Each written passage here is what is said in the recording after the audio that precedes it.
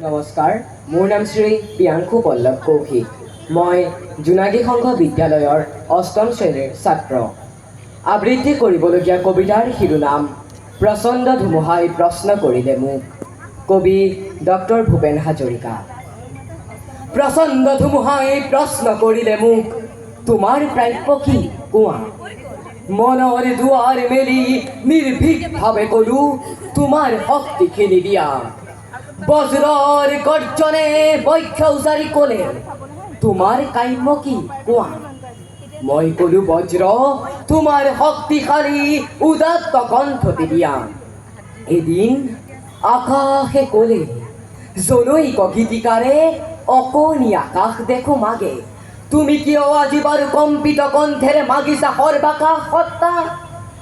মই ক'লো, তুমিয়েতো কৈছিলা ৰাতিপুৱা, যিমানে বিলাই দিবা সিমানে মহান হ'বা, তাৰে নাম সঁচা উদাৰতা।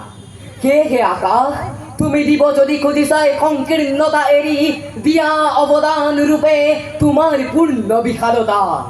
দিয়া যদি আজিয়েই দিয়া। মহাকাশে দিলে মোক বিশাল দৃষ্টি আৰু ধুমুহাই প্ৰচণ্ড শক্তি। বজ্ৰই দিলে মোক উদাত্ত কণ্ঠ আৰু দিলে সাহসৰ যুক্তি। বজ্ৰৰ কণ্ঠেৰে ধুমুহাৰ শক্তিৰে গীত গাই কপাম দিগন্ত। দানৱৰ সমাজতো গাম মানৱৰে গীত, কলিজাৰ সঁচা সুৰ সিক্ত।